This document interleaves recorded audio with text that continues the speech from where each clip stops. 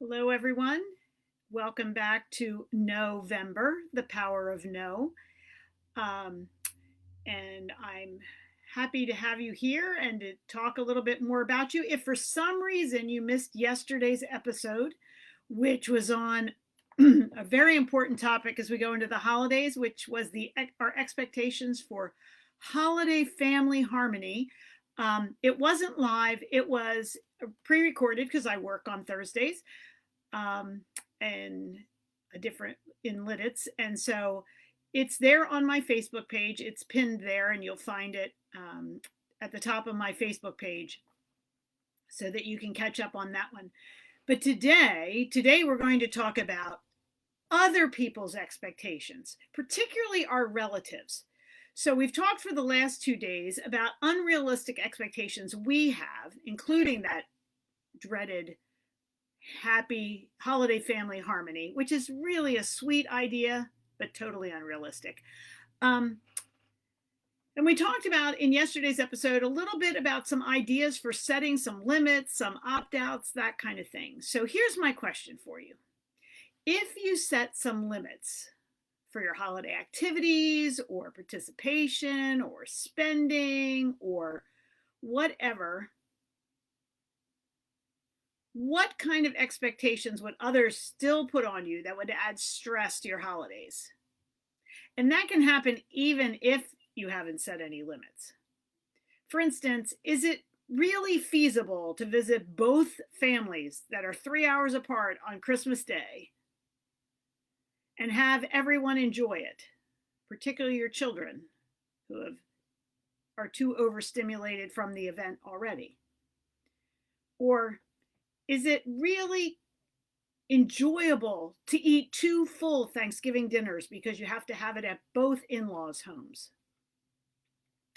These are the kind of things that weighs expectations weigh on us and cause stress on us when it's not even our own expectations, it's other people's expectations of what we will and won't do excuse me, during the holidays. Here's another one. How often are you hosting or responsible for making a significant part of maybe the holiday meal? I remember one time we had friends who, the matriarch of the family had a stroke like maybe a week before Thanksgiving. And thankfully, she, recovered pretty well, didn't have any lasting effects from that. But I remember her family members telling her that she still had to host Thanksgiving because it just wouldn't be the same if it wasn't at your house, Mom. And so I think we need to think about these things in the way other people put their expectations on us, because that can add a lot of stress to our lives. And it isn't really even just about the holidays. It can have to do with other places in our lives where people put stress on us to participate, to be involved in something that maybe isn't our passion or that we really have no interest in, or that we know we don't have the time, the energy, or the money for. So we really need to think about other expectations, because as it goes into Christmas, there's even more. There's the whole presents for everyone thing versus in our family, we draw names kind of thing. And then there's that one person who just skips, who doesn't obey the rules and buys presents for everyone or things like that. There's also the whole realm of grandparents buying presents for grandkids and how you can give them a list or you can set limits and they just ignore it altogether. So, how do we deal with other people's expectations for us? Well, first thing I want to do is say that don't have the expectation of it working out perfectly, because it won't, okay? But still, set some boundaries. You need to decide what is best for your family with your energy levels, with your time and your money. So set some boundaries.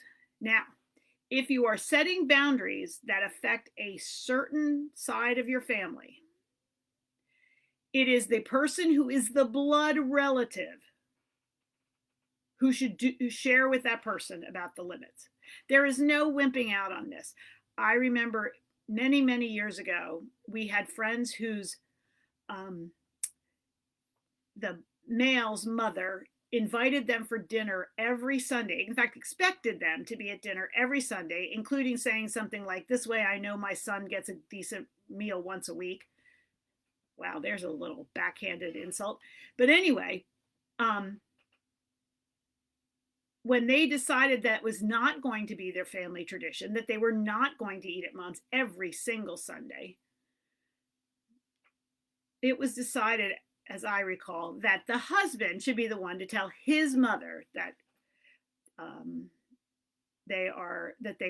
they made this decision as a couple. Now, I'm not going to say that your in-laws aren't going to blame you if your spouse tells them the news, but in any case, they should be the one who makes that request in order to try to preserve some of the relationship.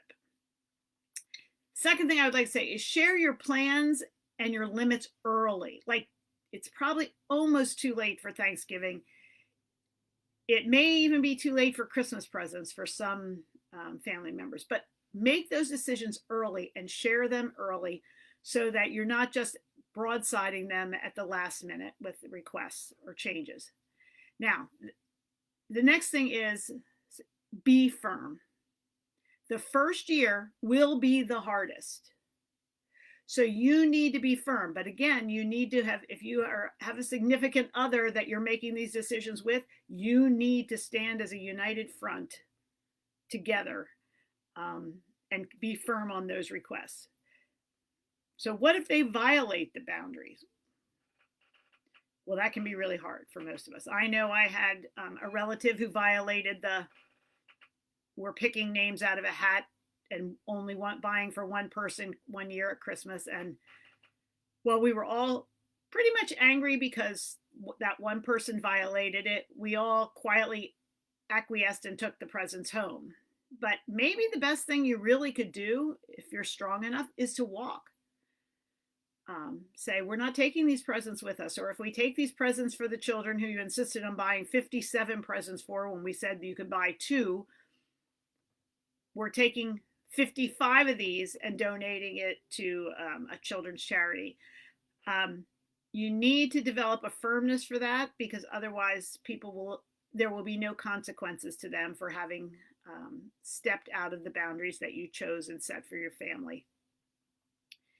And then the last thing of that is to recognize that someone might be angry with you. And you can determine to be kind, but to live with that. You are an adult. Your holiday sanity or your lack of it is your choice. So how will you choose? Whether others have expectations of you or not. Hey, hope to see you tomorrow, where we're going to be discussing, not tomorrow, Monday. That's right, only on weekdays. Hope to see you Monday. We're going to be talking about a really interesting and short complete sentence. Take care.